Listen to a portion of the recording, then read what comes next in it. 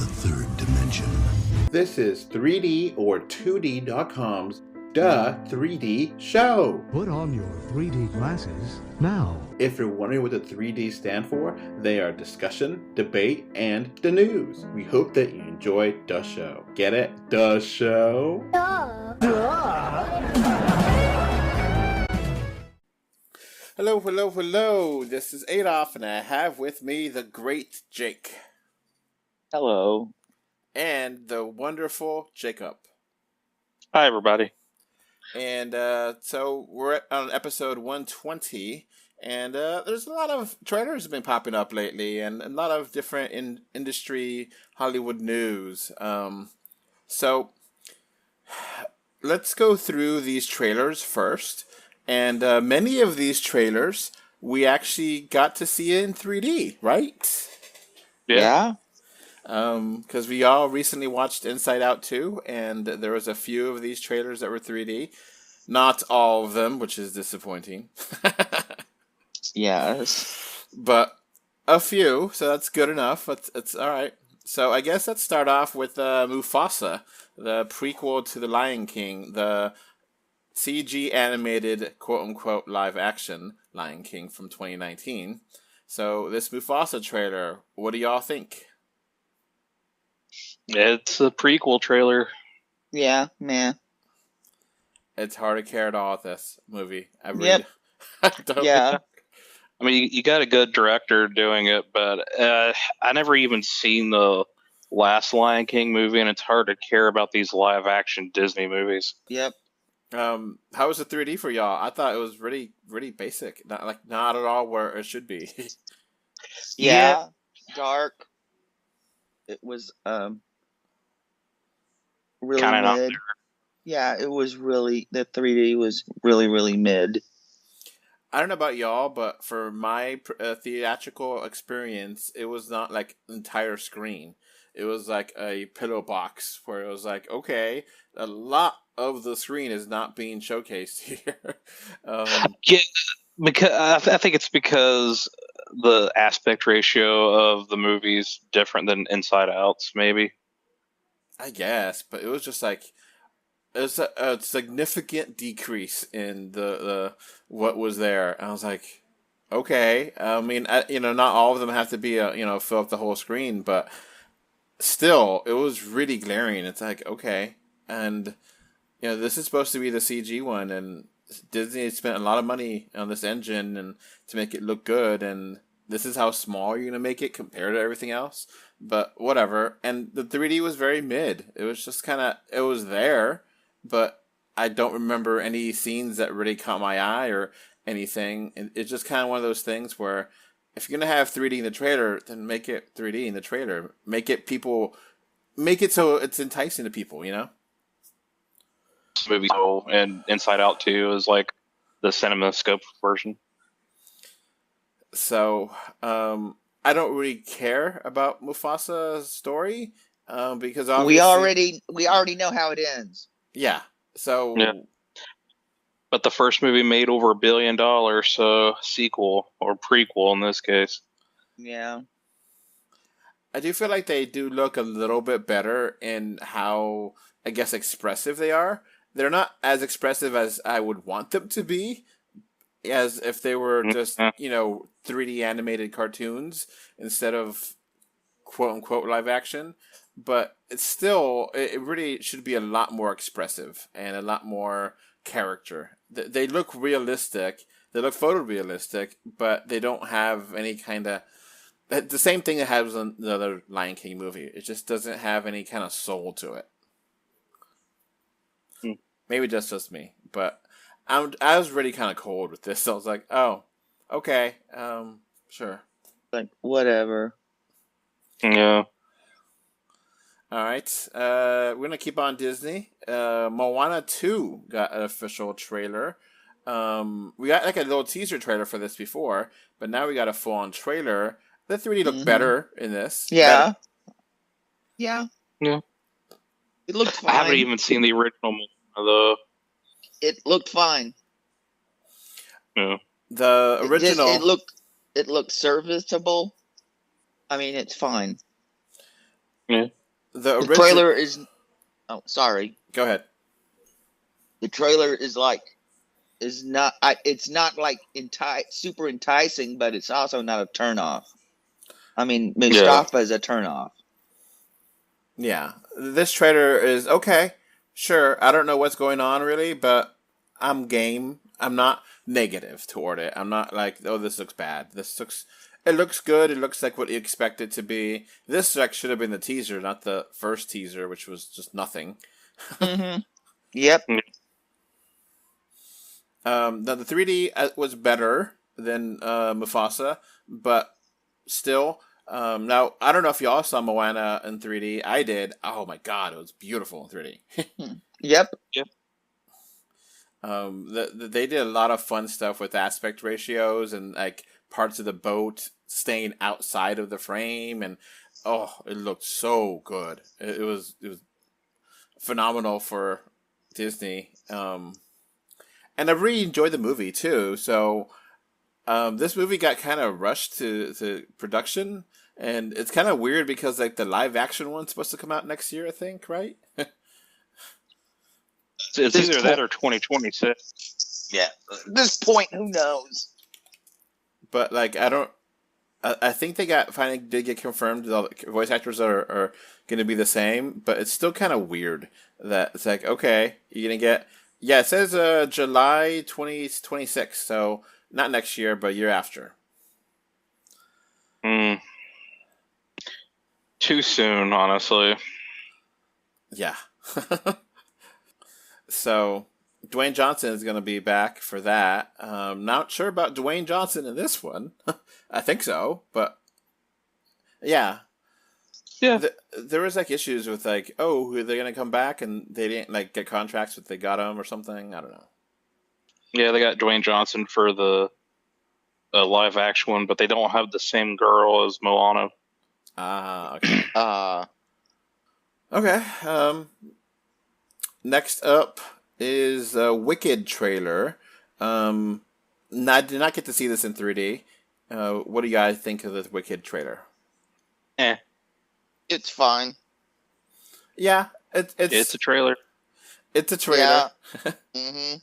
And Hollywood does not know how to make a trailer for a musical. True. Or they're too scared to tell people it's a musical, which is dumb because when they do, even a mid-musical makes money hand over fist. Like The Greatest Showman. Yeah. Now, Wicked is well known to be a musical and pretty beloved as not theatrical, as a play. I actually seen Wicked recently. I liked it. I think the first half is kind of boring, but the second half picks up. But I really did enjoy it. I don't know if have any of y'all seen the Wicked play? No. Just bits on YouTube. It is a very interesting retelling of Oz, but like not as the same kind of narrative, and it feels very fresh, and it also feels very timely because a lot of it is about lies and yeah, this is how you do a prequel. Yeah, this is a great prequel. So yeah, I'm like going the Oz movie. Yeah, it was okay, but Wicked's a much better story. So it's a lot about I don't want to kind of spoil it, but it is basically an Oz prequel, but it gives you so much more depth in the characters, and it really gives you it's a lot of fun. It's just fun. So this is something I'm definitely glad to be a 3D release because it's going to be really nice. Yeah. All right. Now the next trailer is a 3D movie. Unfortunately, I did not see the trailer in 3D. I don't know about y'all. No. Now, the first trailer we talked about, me and Jake, a couple months ago. Now, the second trailer, oh boy, it feels like they just ruined the whole movie. The Wild Robot. Yep. I'm like, I feel like I've already seen the entire movie. I thought the movie, like the robot was going to be silent, and it kind of feels like a Wall-E ripoff. Yeah, and Baymax, and I mean, it just the robot looks just. She looks so generic. The first Yeah. trailer was silent and it was Uh beautiful, and I was like, okay, I'm game. yeah, it was interesting. This is like I've already seen. I feel like this trailer. I've already seen this entire movie, and then all the scenes in this trailer. These are scenarios I think everybody over the age of 20 has seen 1,000 times already in their life. It didn't look like anything of any interest. The only interest this movie holds for me now is the fact that it is in 3D. And it could look really Yeah. good in 3D. All the shots here were like, Mhm. ooh, this Oh. is nice. Oh, the character designs and stuff look pretty. I mean, even though the robot, I've seen that design a zillion times. Yeah. It's such an interesting thing that the first trailer got me interested. Second Mhm. trailer made me go, no, not really anymore. It's so generic, so basic, so cliche, so just you're kind of by the numbers kids robot movie, and it is so forgettable, and it's kind of sad that Yeah, like I said, I've already felt like after watching that trailer, I feel like we could review it. we just talked to Chat GPT. Here's the Yeah. information in the trailer. Give me a review. Yeah, review, yeah. 7. So, yeah, it really feels like maybe there was a version of this that didn't have talking, and then they just chickened out. Yeah. Probably. Yeah, it's just kind of,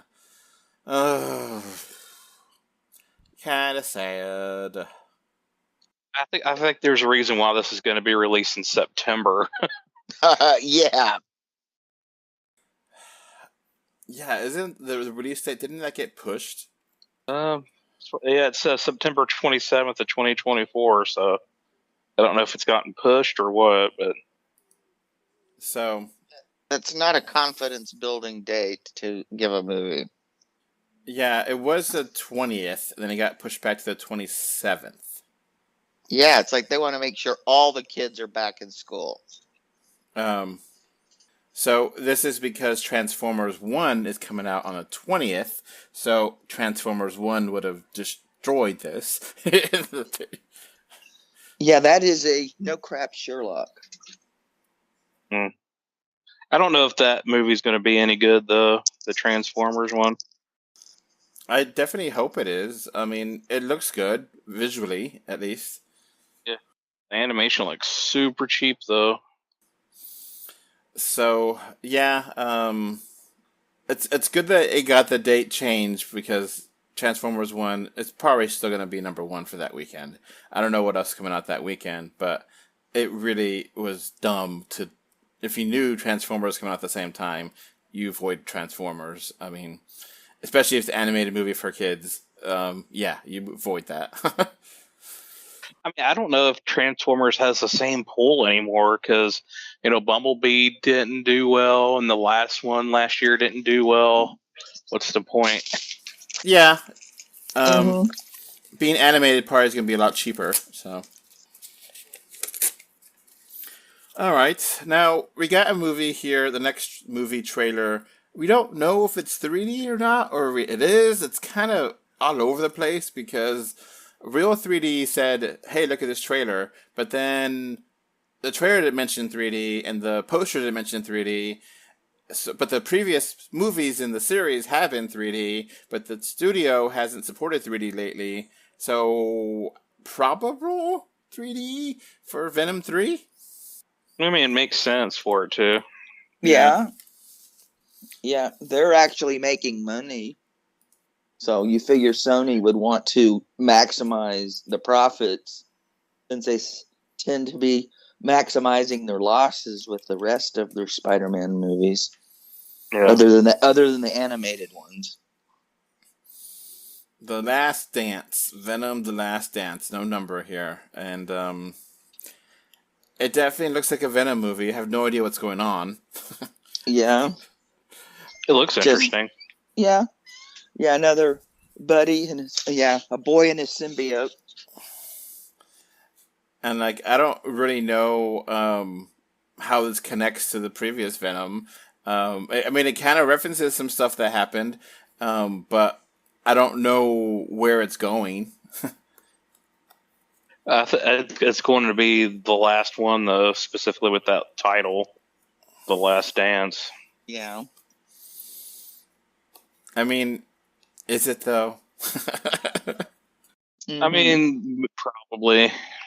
Yeah, I have a feeling Tom Hardy wants to move on. I can imagine if this makes $1 billion, Sony will be Yeah, like, there'll be another one, especially since I don't think he's going to play Mad Max again. I mean, the symbiote can go to anyone. It doesn't have to be. There's multiple people who've played, who've had the symbiote, right? Yeah. Yeah, Eddie Brock isn't the only person who's had that symbiote. The symbiote can last forever almost, right? Yeah. It's kind of weird that some of the trailers on like YouTube have like Spider-Man in the thumbnail, which is so misleading, so frustrating. Heck, you got guys who make their own trailers and try to pass them off as legit trailers. Yeah. I've only started to come around on Venom with Let There Be Carnage, but I'm still kind of like, Sony is like, okay, this is the best of the Spider-Man, spin-offs from Sony, but just barely. I mean, I'd rather watch Venom movies over again than Madam Web or Morbius.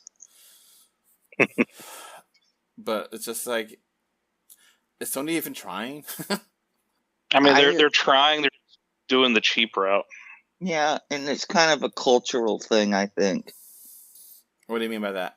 Cultural thing? I don't think they get these characters. I mean, because the more I hear about Kraven, what they're doing with Kraven, they really do not understand Kraven. Oh, yeah. Yeah, he's pretty easy to figure out if you realize he's based on the Russian character from The Most Dangerous Game. You know, the guy on the island. Mm-hmm. I mean, Stan Lee will be the first to admit, he shamelessly cracked where Kraven comes from. And it was a good idea because he's a compelling character. And turning him into emo boy, animal rights activist kind of, I'm like, what the hell? Talk about mixed signals. And if it's anything like Madam Web and Morpheus, it's going to be an absolute train wreck. And it's weird that like Sony has made these movies, but like you haven't seen any connections to them at all. Mm-hmm. It's like, come on. They're all the Eternals of the Sony Spider-Man universe. And there's the thing. Where is Spider-Man on all this? There is no Spider-Man. Yeah. And we haven't actually heard anything concrete about the next Spider-Man movie. I kind of feel like they are like, well, we want to do it. We're interested in doing it.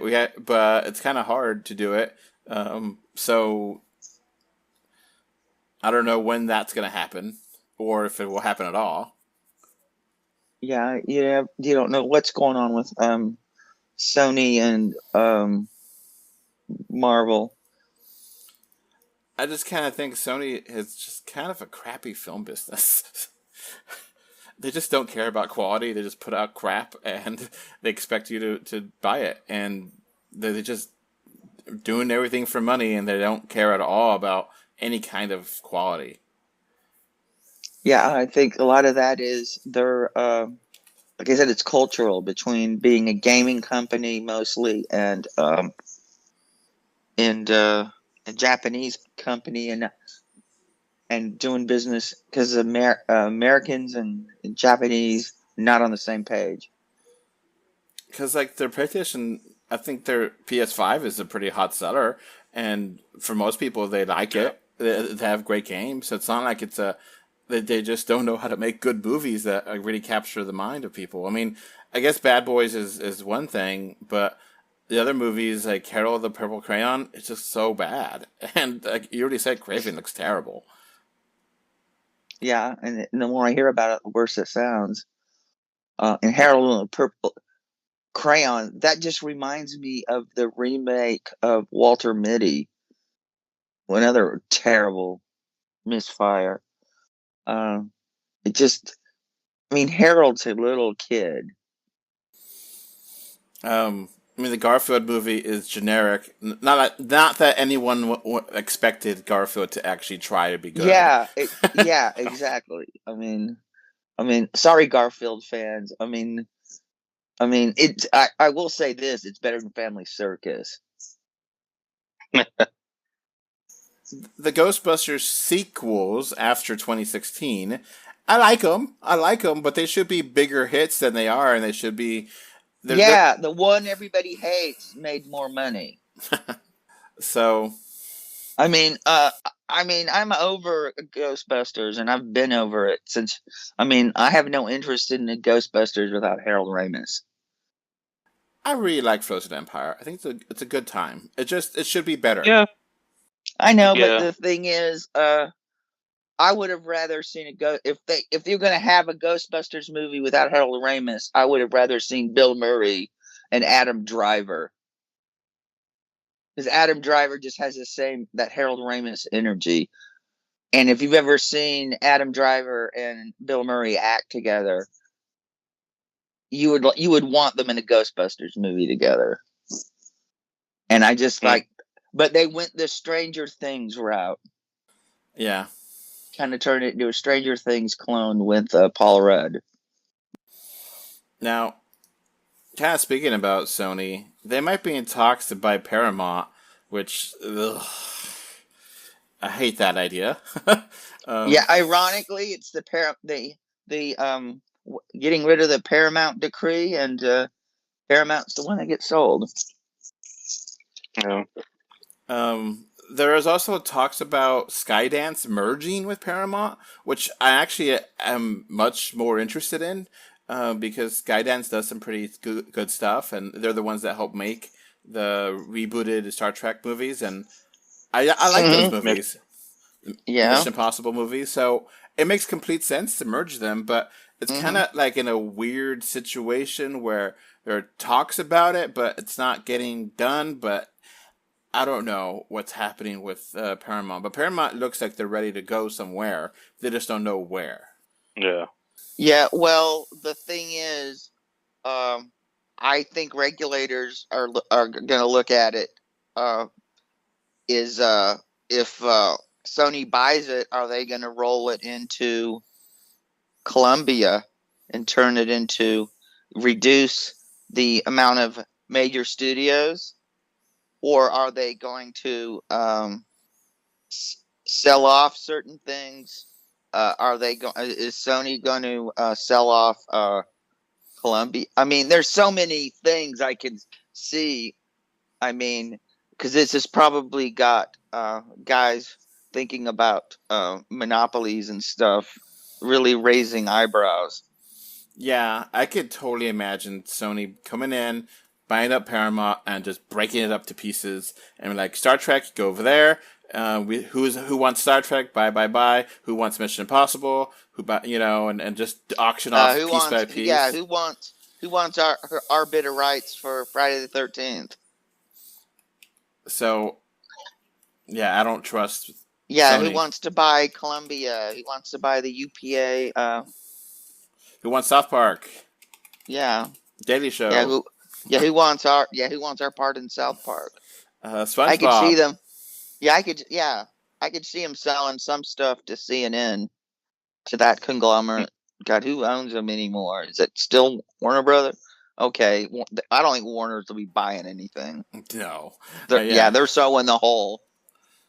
Yeah. I mean, I'm really surprised Zaslav hasn't started selling off parts, like trying to sell DC to Disney or something like that.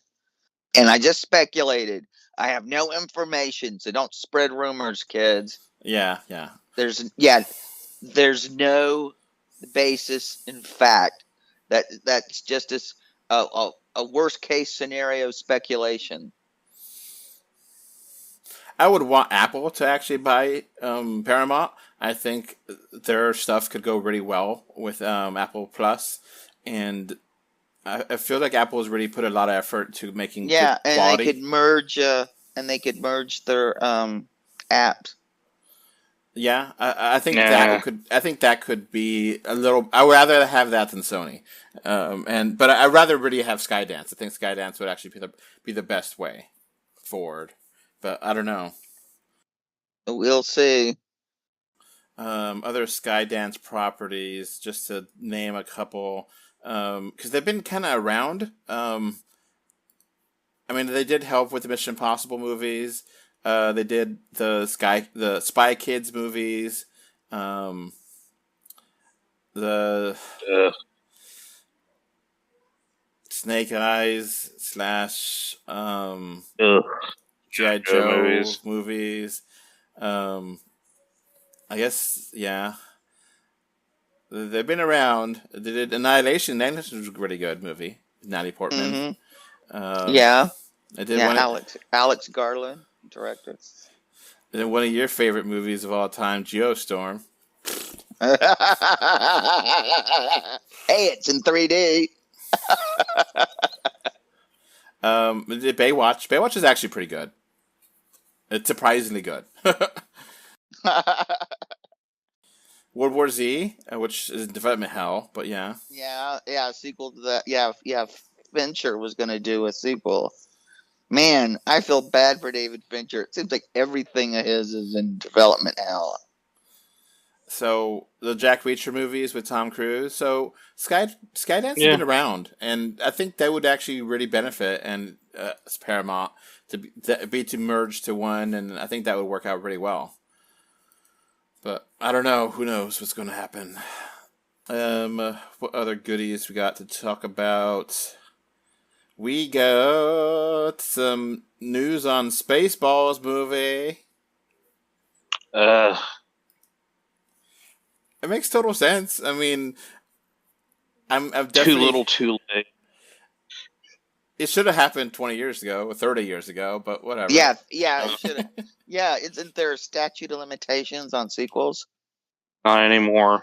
Yeah. Yeah, thanks, Blade Runner. He kind of broke that. Now, pretty soon we're going to start seeing things that our grandparents saw, and they're going to try to franchise them. I'm surprised we haven't got a teenage Dick Tracy. I'm just hoping changes his name to Rick or something. I'm just hoping Mel Brooks is, still alive to help make this movie.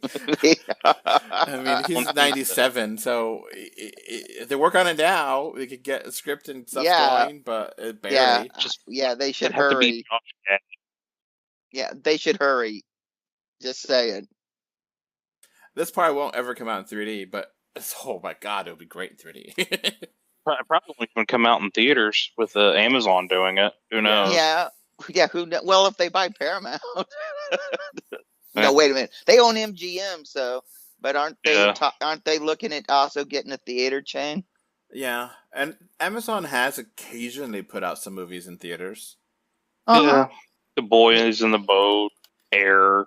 Oh, they did a lot of movies with Joaquin Phoenix that went to indie theaters. Yeah, because the chains refused to book them. So it might be. Who knows? I think Spaceballs is not like a huge name anymore, but people definitely know it, and I think having a they know it's a Star Wars parody. I enjoyed the Spaceballs movie. I kind of feel like it doesn't hold up as well as I thought it did, but I still like it. Do you like Spaceballs? I love it. Yeah, I mean, I imagine Mel Brooks's kids are going to help. Of course, I'd rather see his son do a World War Z movie, but that's just me. I mean, they have so much stuff to make fun of with the sequels and the prequels. Yep. And TV shows. Oh, especially with the prequels. Oh, yeah. I mean, they're going to have to recast some people, but it's fine. Yeah. No kidding. It's just, it doesn't need to happen. We had that sequel cartoon series from like 10 years ago, and that was bad. We don't need this. Just cancel it, move on. I just think it's going to be in development hell, and people who've got deals to get paid no matter what are going to be happy. And Yeah. if Mel Brooks gets some money, fine. I mean, if it doesn't happen, it's not going to bother me. I mean, I'm not looking forward to it, but if it happens to be great, awesome. If not, oh well. Yeah. Who would you recast as Barf, since John Candy's been dead for 20 years? Well, it's probably going to be Josh. Yeah, it's probably going to be Josh Gad, because everybody else that would have been perfect is also dead. But I would choose Paul Walter Hauser. He's a really good actor. Yeah, I could see him do. Oh, there's another Amazon actor. God, I can't remember his name. He was in Mindhunter and Umbrella Academy. He's like a super tall guy, really big. Yeah, okay. Yeah, you know who I'm talking about. He's the guy. He gets completely lost in his characters, which is amazing because he's like 6'8" and a real distinct look. But he's such a chameleon as an actor. He could be good. Tom Hopper. Yeah, I think that's him. Yeah, yeah. He plays the half ape guy that lived on the moon, I think. No, that's not who I was thinking. Oh, okay. He was one of the guy I was thinking about. He's one of the assassins. Huh. Okay, then maybe not. Mm-hmm. But so I mean, Rick Moranis would love to bring him back, but I don't think he's interested. Yeah, I doubt he will come back for this. I mean, it would be amazing. Yeah, but I mean, I guess it depends. Yeah, he didn't come back for. I just think he's just kind of done. Yeah, I mean, like, he was supposed to be in that movie with Josh Gad, a reboot of the Honey, I Shrunk the Kids movies, but it's just been nothing. Yeah. All right, let's move on here. Apparently, Sean Levy is gonna potentially direct a new Avengers movie, whatever that name for that Avengers movie would be. I mean, he's fine enough, but I mean, he used to have a reputation of being a hack, so I don't know how well that's gonna be. All right, let's go through some of his movies. Deadpool and Wolverine, which we haven't seen yet. Adam Project, I liked. I thought it was good. Free Guy, liked it. Yeah, Free Guy, I liked it. Yeah. Stranger Things. Night in the Museum. Yeah. All three of those. Cheaper by the dozen. Real Steel. I liked Real Steel. That was solid. He's a Chris Columbus-like director. I'm game. Yeah. He can stay out of the way of a script. Yeah. I think this is one that was supposed to be King Dynasty, right? Like, or is it the one? I'm not 100% sure. At this point, who knows what's going on? Everything seems to be in constant flux. Right now, Marvel, to the point that you start wondering, are we really having an interdimensional crisis? I mean, things start changing so much. Because right now it's still scheduled for May 1st, 2026. And right now it's just Avengers 5. They haven't decided the name yet, I think. So, yeah. Yeah, I just think whatever momentum Marvel had, I think the whole Marvel concept is pretty much riding on Deadpool and Wolverine. Yeah. I don't know how they're going to fix things or make it work, because you had all these properties. You know, we mentioned as a good example, just these different movies that how they connect to things. I don't know. What was that? I even forgot the title of the movie. It was not forgettable. What was that? A Marvel movie you mentioned, Jacob? Which one? The one with the team that came out. I forget. Eternals? The Eternals. Yeah, we Yeah. we never got any kind of connection to anything else from there. At least not yet. Yeah, I mean, the thing is, the boys had a spinoff, Gen V, and this season they just had a throwaway scene of a character watching television that talked about the Gen V characters. It was like maybe 15 seconds. If Marvel had bothered to do that a few times with the event in the ocean with the Eternal, I mean, It's all it was that needed. I mean, yeah, it was all Yeah. it was needed, and they could have done this with several other characters. I mean, hell, somebody could have just walked down in a mall or something, and there's a poster for a Chenko movie or something, Yeah. but they couldn't be bothered, and audiences are not. I mean, because I can remember how they built this universe. You would have the movie, and then you would have a scene. And usually it was an end credit that would have a character from that previous movie. I mean, you tie things together. Yeah. And when you decided to wipe out your Avengers and start over, you needed to build that. And you had to build it faster because the audience was there.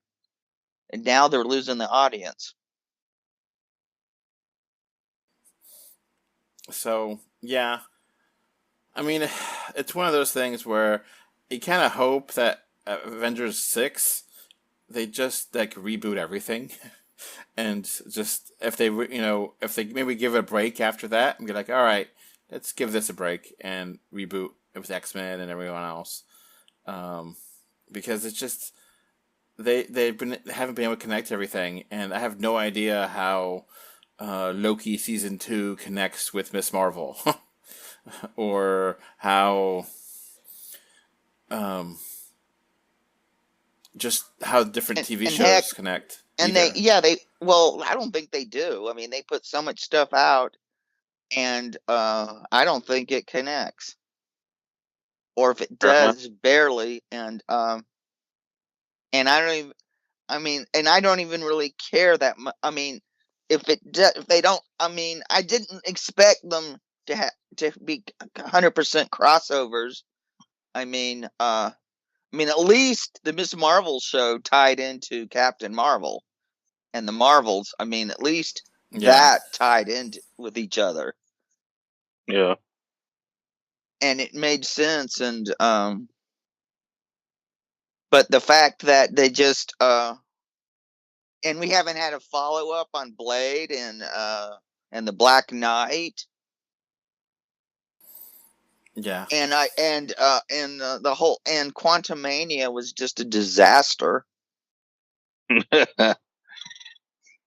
I mean, uh, I joke, I say half jokingly, I said that movie suffered because it was the first Ant-Man movie to not have any of the Edgar Wright DNA in it Yeah. from his concept of the character. And a lot of the things that really made Ant-Man work, like his buddies, I mean his felon buddies really did a lot of heavy lifting in that movie. So did Randall Park. And it was such a tragic. I haven't seen Bill Murray waste this much in a movie since Garfield. yeah. So yeah, the Marvel Cinematic Universe is limping on by, and who knows when. I don't know how they connect everything, or how they even Yeah, and do and the anything. more I keep hearing about whatever they're calling the latest Captain America movie, I mean they're doing massive reshoots. I mean Marvel's always done reshoots, that's fine. sometimes it really works out for the best, like Rogue One, but a lot of times it doesn't. Like It hasn't Quantum been to this extent, I don't think, though. Yeah, I mean, and part of it is I think I think they got rid of too many old characters at once and have tried to introduce too many new characters at once. And if they're going to introduce new characters, you needed to have them interact with old characters. Yeah. More bridge stuff. Uh-huh. Yeah, like Blonde Widow should have already appeared in 2 Marvel movies in small parts. Yeah. If she's supposed to be the new the new Black Widow, Shang-Chi should have already appeared. I mean, having the Abomination and Wong, that was smart. Mm-hmm. Now, Disney is actually pretty happy with this other release. Inside Out 2 is a glorified hit, and it is now the #1 movie of 2024, and it looks like it's going to have over $100 million in the second weekend, which is a record. Yeah. So Disney's ecstatically joyful for this. No sadness here, no anxiety here. All joy, because I couldn't imagine them being happier with this. And I think audiences really love this movie. So Yeah, I think it's going to be their first $1 billion grossing movie in 5 years. Yeah, it's definitely an unqualified, bona fide hit. And yeah, and I agree. It looks like it's going to the $1 billion club. Yeah. So that's a great movie. Yeah. We'll talk about it. Yeah. Yeah, and let's just hope they don't run it into the ground like Toy Story. God, we got Toy Story 5 coming out in a year or two. I know. I forgot about Toy Story 5. I wish we could. Yeah, I'm like going. It 3 ended everything so perfectly. I haven't even seen 4. I like 4 a lot. It's fun. My favorite bits are Keanu Reeves. Yes, Canada. Or what is that line again? I mean, it's just so cheesy and it's hilarious because he plays a Canadian version of kind of Evel Knievel. So, yeah, it's surprising that they really did announce Toy Story 5 after Lightyear kind of flopped. Not kinda. It definitely. It was, the thing is, the concept that they claimed they were going for might have worked if they had a framing device like Andy going to the movies. Yeah. Because people may not like Tim Allen, but he's Buzz and he's Santa Claus. Yeah. So if you're going to replace him, audience say nope. Didn't they learn their lesson with Solo? Nope. Yep. Yeah. And it's a shame because Lightyear wasn't a bad movie. It was just really sold so incorrectly, and the concept did not come through at all. Well, it wasn't the movie that I had imagined Andy had seen in the 90s to want a Buzz Lightyear. It just seemed like a modern day film. Exactly. And the 90s version of this movie could have actually been fun in 2020s. Yeah, exactly. But nope. Something got lost in translating the concept. So I guess moving on. So Apple had their worldwide conference recently, and there's some tidbits here and there that are kind of interesting. Where specifically for us, that the Apple Vision Pro is going to get an update to 2.0, and in that update, it will be able to convert any 2D picture into a spatial, quote unquote, 3D picture that you could that it uses some kind of AI learning to be able to figure out the depth. So that's pretty cool that any of your previously done pictures will work as converted in real time instantly into a 3D-ish image. Apparently, I heard another podcast, and they actually have Apple Vision Pro and did went and actually downloaded the beta and said it works really well. So that's cool. That's very cool. Yeah. So they just now need to rush point 0.3 and knock 75% off the price. Yeah, for all the 100 people that own a Vision Pro, Vision Pro, that's great for them. But good for you. The rest of us could care less. So it's cool though, because it's Apple is gonna keep doing this, and there definitely is a lot of great 3D content on Apple Vision Pro. I haven't had a chance to experience it, but I would probably won't. Apple always has priced their tech ridiculously high. And new 3D stereoscopic cameras were announced from Canon and Blackmagic that are apparently specifically made to help make Apple Vision Pro video content, which obviously they could also be used as just generic 3D cameras, and having new 3D cameras that are high end in the marketplace is always a good thing. I don't know if you can with the Blackmagic or not, but the lens you most certainly could. The lens was the only thing I was remotely interested in. The Blackmagic is it looks like it's a pro grade camera. It probably costs a lot more than the glasses do. Yeah, definitely. Now that's not going to be for consumer regular people, but it'll be for people to make content. Which, hey, if more people can film in 3D, awesome. That will definitely be awesome for the future. Yeah, it might keep 3D around, and it might evolve out into being something. And one day we may actually see a $200 VR headset again. That's cool. Yeah. And then, like you said, the Canon has a lens that you can make it in stereoscopic. So that's really cool. Mm-hmm. Yeah, it's been a long time since there's been a good lens that people could just add on to existing equipment and make 3D content. So that definitely could yield interesting stuff in the future. And from what I've heard, you could really play with a lot of cool stuff. 3D stuff in the Vision Pro, and it should kind of transition out.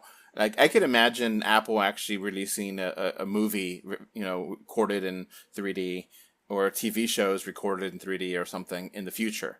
So at least it's out there. Where, I mean, I don't remember the last time any big photo company said anything about making brand new cameras in 3D. So it's definitely worth noting. I thought about putting it up on the website, but I was like, I don't know if it's that, it's kind of interesting enough to talk about. Wait till they have more data. This is right now. It's more this sounds like it's more something they're saying to juice their stock price. Yeah, right now it's gonna come out eventually, and eventually it will make stuff. It's not for regular people, it's for filmmakers, but I appreciate that. Yeah, but we'll find out. Who knows? It may surprise us, but we haven't gotten specs, price, anything. Yeah. We don't even know if the images are AI create concepts or real renders or actual prototypes. So, being able to, it says here, you shoot 90 frames per second in stereoscopic 3D. So, that's really cool. Blackmagic one. Now, it's going to cost a lot. But probably, yeah. Let me try to see the pricing here. I don't have any of that listed. Like I said, there's not a whole lot of information. It's just something heads up. They're talking about this. No deets yet. I mean, I think it's just a press release to juice stock price. And in the future, there will be more cool stuff. Yeah, We'll that's see. the way the future works. There's usually cool stuff. But yeah, definitely game for more stereoscopic technology being out there, and it, you know, And I hope I live long enough that it trickles down to where I can afford it. knowing that Apple is, helping, I guess, help to advertise this, maybe that will trickle down and you'll see, yeah, it made for the spatial camera or whatever for vision, but it should work on any other kind of 3D technology. So that's cool. All right. We'll end this podcast with some sad news. A lot of noteworthy actors have passed away. Mm-hmm. Jacob, do you want to talk about the first? Yeah, we'll talk about the most recent one. Donald Sutherland. I mean, such an amazing actor. I mean, if you don't believe me, watch Oliver Stone's JFK. He's in the movie 5 minutes, completely owns it. Complete exposition dump. I mean, that's all his character is exposition, and he is riveting. He owns that movie. Younger guys, you probably know him from playing President Snow in the Hunger Games movies. I first saw him as Oddball in Kelly's Heroes. Still one of my favorite performances of his. You might remember him from the remake of Invasion of the Body Snatchers. Animal House.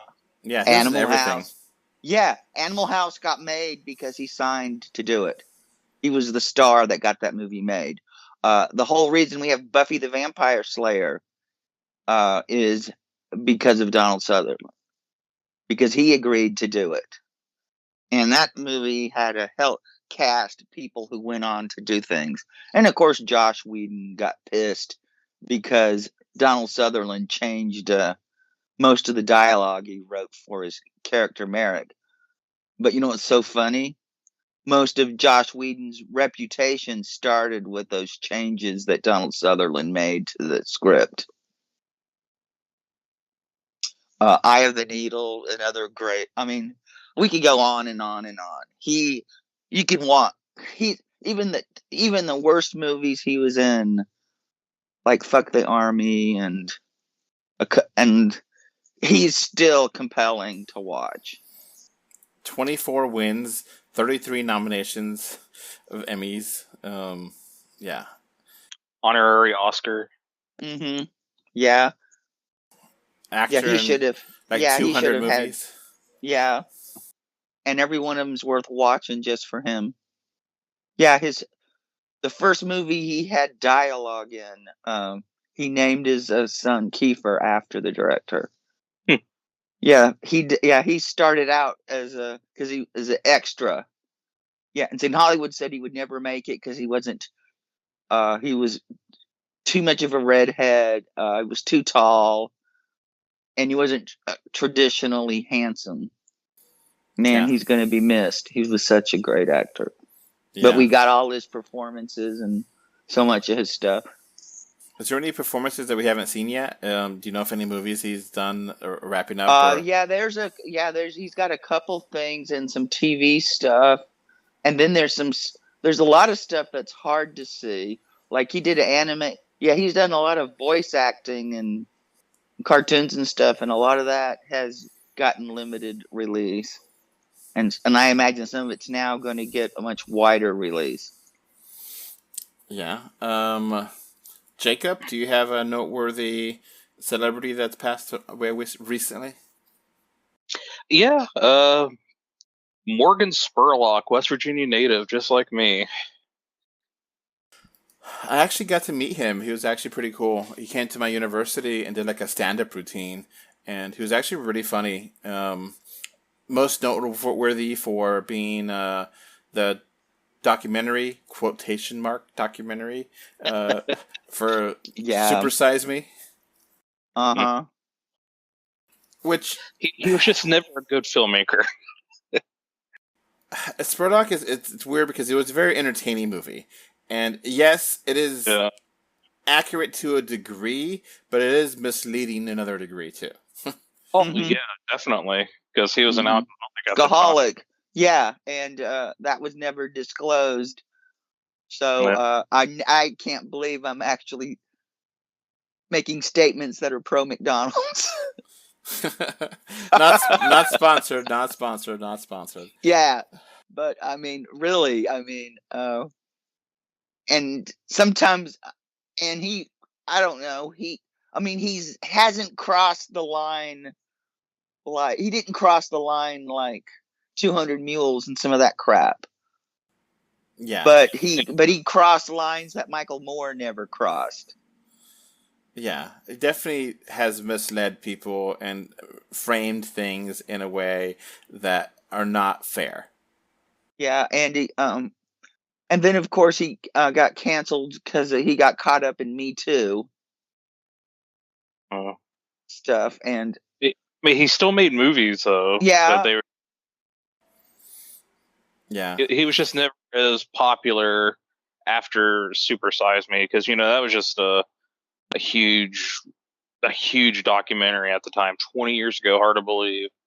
yeah, Yeah, and he did a show on CNN for a while that was really which the best episode was, living on minimum wage. Yeah. yeah. I think he did that. I think the Super Size Me show, or it's kind of like a show like that, where it's like 30 days and you try to do different things, social experiments. I think that show was actually really good. But yeah, it definitely impact and totally out of the blue. I did not know he was sick at all. Do you think it was because of the McDonald's? Nah, No, it's probably probably his not. alcohol. No. I think it's because he was an alcoholic, and I think it was liver cancer that done him in. So Yeah. Yeah.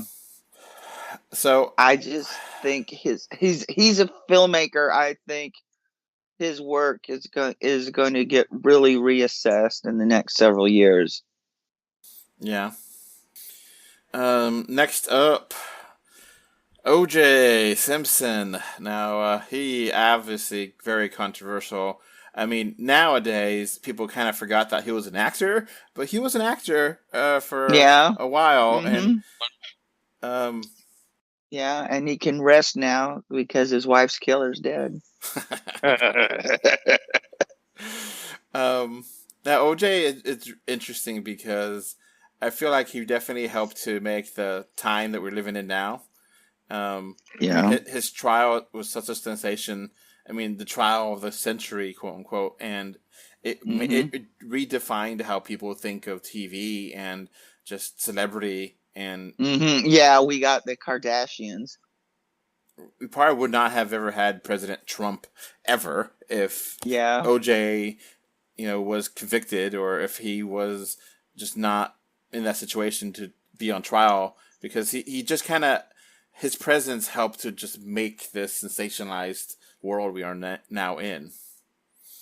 Yeah. I don't remember any. Go ahead. Okay.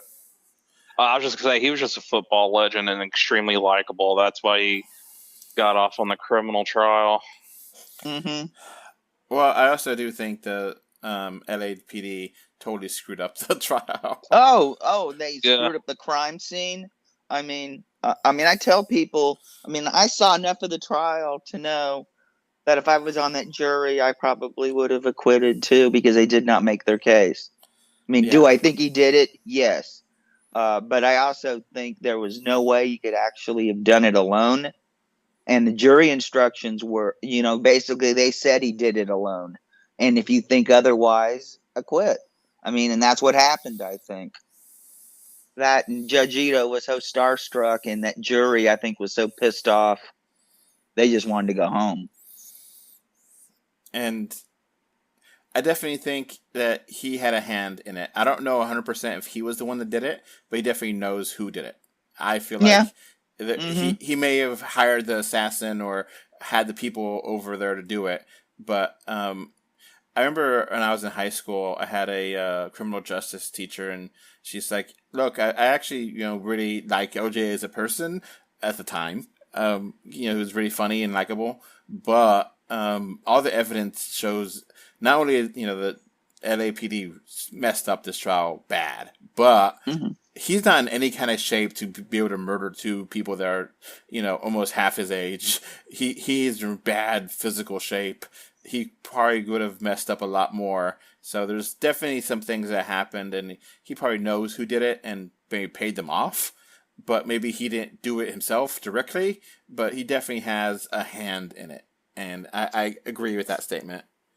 It was And Peter. yeah, and the fact that they screwed up the body temps so they don't know who died first. That's what the whole case is so crucial about. Is when Ron Goldman brought the sunglasses to Nicole Brown Simpson, was he being attacked and she come outside and was attacked, or did he drive up and she was being attacked? Yeah. And without knowing that goes down. I mean, because one scenario, it's obvious who it probably is. In another scenario, it opens up some other suspects. And without knowing that information, and they don't know that because they didn't do body temp, they didn't get the temperatures of the bodies, so the coroner could not estimate time of death accurately. And I think the reason they didn't bother is because, they just figured OJ did it. And then having a Which, racist... yeah, exactly. And just a lot of incompetence, and they mishandled evidence, and OJ could afford a good lawyer. He was Lawyers. lawyers. Yeah, he had lawyers. I mean, excuse me, plural here. I mean, he had the dream team, and we got, and cultural things like, if it does not fit, you must acquit. I mean, it's been 30 years, and we're still. I can say that, and people know what I'm talking about. Yeah, and I think a lot of people were very wanting him to get acquitted, but I think it's kind of one of those things where it was partially because other black people were definitely have been screwed over by the American justice system, and yeah. So there were some people. A huge thing. Yeah, exactly. There were some people that says we want to win, and other people they just couldn't get their head around because they liked OJ as a person. He was very charismatic. And they didn't want to believe that he was a wife. Hell, not only did they didn't want to believe that he killed his wife, they didn't even want to believe he beat her. And there's a lot of evidence he did beat her multiple times. Yeah, exactly. Mm-hmm. So, interesting. I mean, it's been a while ago, but we haven't done a Death 3D show in a while. So that's why we mentioned this. We got another noteworthy death here with Jamie Kellner. He's a TV maverick. He helped make Fox and WB networks. Yeah. His impact includes The Simpsons, Married to Children, Cops, In Living Color, 21 Jump Street. It really kind of defined the 90s and helped to really change TV as well, and kind of cultural, American culture. It's why. His decisions made stars out of Johnny Depp, Jamie Foxx, Steve Harvey, the Wayans brothers. Exactly. Mm-hmm. Jim Carrey. Yeah, and so he definitely impacted culture with that, with how all those TV shows, all those comedians, all those people, J.J. Abrams and so much Josh Whedon all have a lot of connections to him. So, yeah. it's I can't imagine a world without the Simpsons cops, Married to Children, and yeah, we definitely have a lot of different films and cultural styles that are different if he did not do the decisions he made in the early 90s. Mm-hmm. So, with that, I think we'll wrap up the 3D Show 120. We recorded this on June 23rd, 2024. Should have said that like an hour ago. But whatever. So obviously some news more news may have come out since we recorded this. We try to get the most accurate and the most up to date and the most interesting news. It just things that we think y'all might find interesting. And so yeah, that's gonna be it from us. Thank you for listening. Bye. Bye, everybody. Bye. Before this podcast wraps up, I want to thank MK Ultra, Gravity Head Zero, Travante Classics, and Axe Folk for being my super VIP patrons on Patreon. You can find 3D or 2D on Facebook, Twitter, YouTube, Pinterest, Instagram, and more. Just look for 3D or 2D. Links are in the info box. If you want to send us listener mail, our email address is email3dortwo@gmail.com. Thank you for either listening or watching this podcast. Goodbye. Bye. Bye. Bye, everyone.